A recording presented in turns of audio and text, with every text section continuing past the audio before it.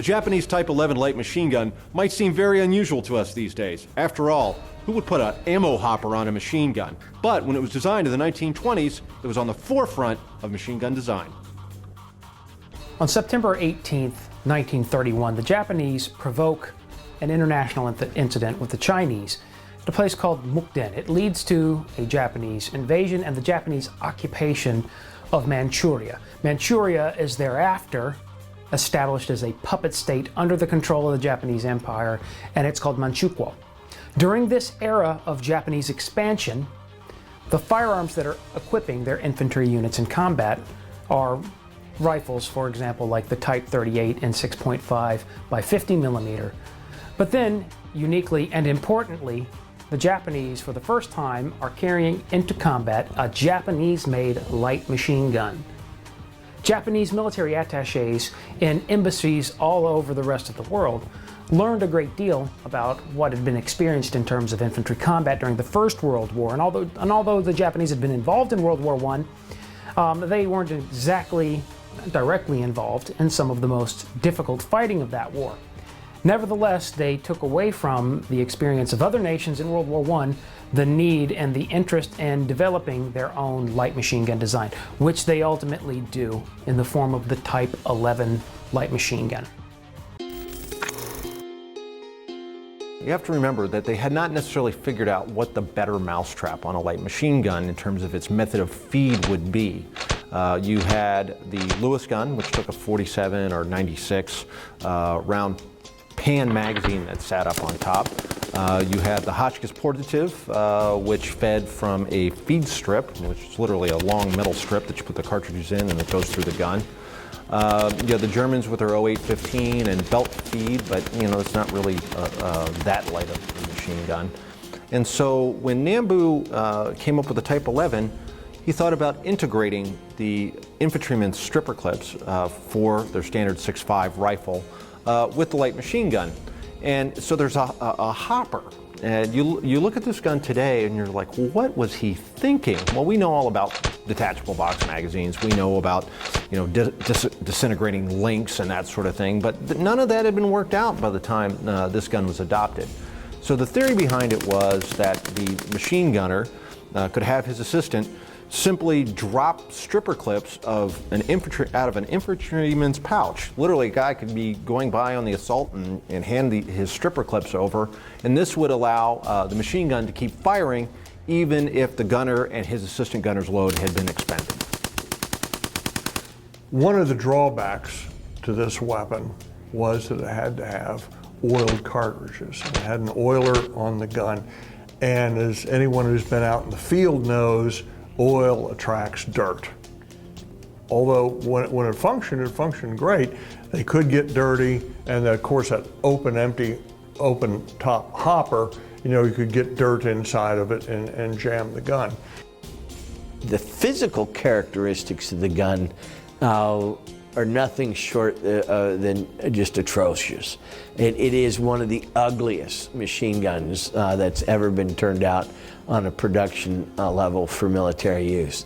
The Chinese actually have a nickname for it, bent buttstock in Chinese, because it was just that awkward looking. And the awkwardness came from the fact that that hopper magazine for those stripper clips unbalanced the gun when you went to shoot it. And having all that weight on one side, you had to counterbalance that. And it's not unlike the 08-15 Maxim gun that has the exact same problem. With the trommel mag on one side and then an assistant gunner pulling on the other, it's nearly impossible to keep the gun on any accurate level.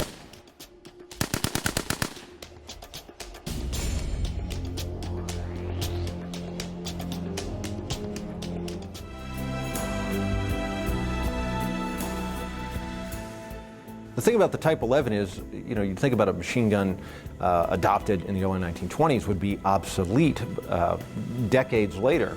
But that certainly wasn't the case. The Type 11 was used by the Japanese forces in the invasion of Manchuria and the fighting in China. It was used in most of the campaigns against Great Britain and the United States.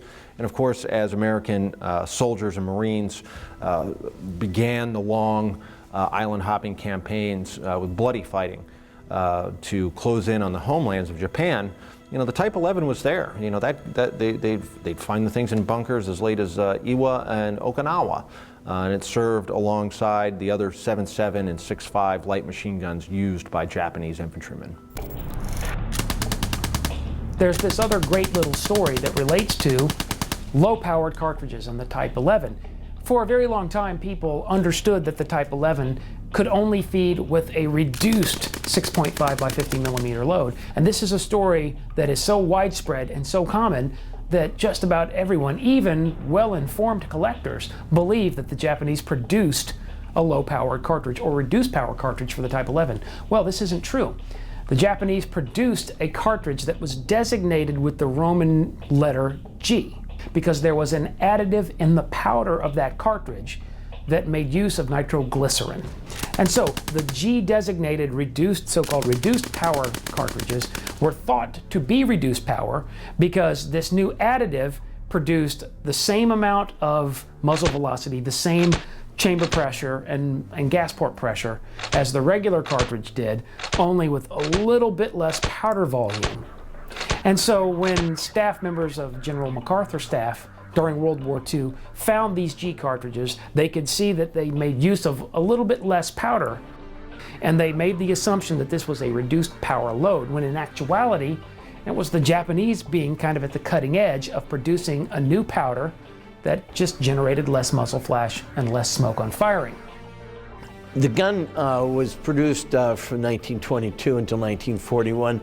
But throughout that entire time, we're looking at the Japanese expansion all over the Pacific Rim of the, the 1930s.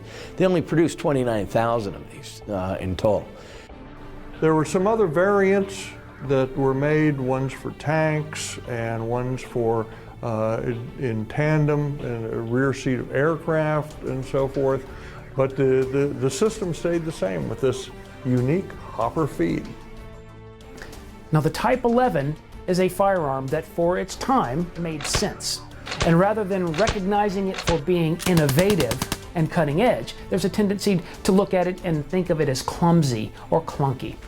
And that, I believe, is only possible because we look at the early part of the 20th century through 21st century eyes.